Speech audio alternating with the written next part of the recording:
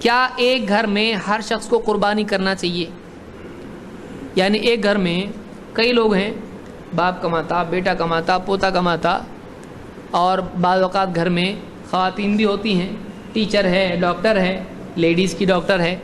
تو وہ بھی کماتے ہیں، تو کیا ہر ایک پر یعنی اس کے مال و دولت کی وجہ سے قربانی لازم ہے؟ اس بارے میں کیا جواب ہے، کیا فیصلہ ہے؟ اگر سب کے سب ایک خاندان شمار ہوتے ہیں، ایک ساتھ رہتے ہیں، ایک ہی گھر میں کھاتے پیتے ہیں، ایک ساتھ سب کا معاملہ ہے، وہ ایک فیملی اگر کاؤنٹ ہوتی ہے تو چاہے ہر ممبر کمانے والا ہو، بڑا جب قربانی کرے گا چھوٹوں کی طرف سے ادا ہو جائے گی۔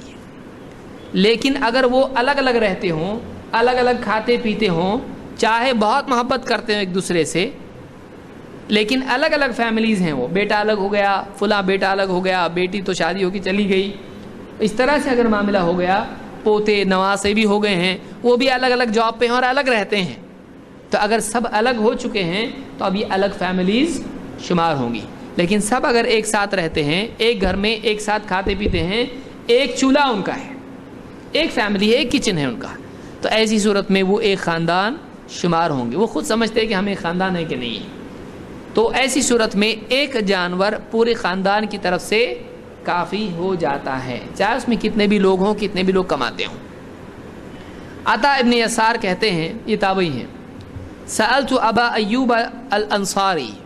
میں نے ابو ایوب الانصاری سے پوچھا، کیف کانت الضحایا علی عہد رسول اللہ صلی اللہ علیہ وسلم، اللہ کے رسول صلی اللہ علیہ وسلم کے زمانے میں قربانیاں کیسی ہوتی تھیں؟ کہتے ہیں فقال کان الرجل یضحی بالشاة عنہ عن اہل بیتہ، آدمی اپنے اور اپنے گھر والوں کی طرف سے ایک بکری قربان کر دیتا تھا، اپنے اور اپنے گھر والوں کی طرف سے ایک بکری یا بکرا، شات بکری کو کہتے ہیں، وہ قربانی کر دیتا تھا۔ فیأکلون ویطعمون، تو وہ خود بھی کھاتے تھے اس کو، دوسروں کو بھی کھلاتے تھے۔ حتی تباہ الناس فصارت کما ترى، یہاں تک کہ لوگ ایک دوسرے پر فخر کرنے لگ گئے اور حال ویسا ہو گیا جیسا کہ تمہارے سامنے ہے۔ لوگوں میں کیا آیا؟ میں نے زیادہ جانور قربان کیے، ہماری فیملی کی طرف سے 15، ہماری فیملی کی طرف سے 10، 2، 4، تو اس لوگوں میں فخر ہونے لگا اور لوگ ایک سے زیادہ جانور نام و نمود کے لیے، شہرت کے لیے کرنے لگے، تو یہ ایسا حال ہو گیا، دیکھو تم زیادہ جانور قربان ہو رہے ہیں۔ لیکن نبی صلی اللہ علیہ وسلم کے زمانے میں کیا ہوتا تھا؟ ایک آدمی اپنے اور اپنے گھر والوں کی طرف سے ایک جانور کی قربانی دے دیا کرتا تھا۔ اس کو امام الترمذی، ابن ماجہ اور اسی طرح سے امام مالک نے موطا میں، اور اسی طرح سے امام البیہقی نے الکبریٰ میں روایت کیا ہے، اور اس کی سند صحیح ہے۔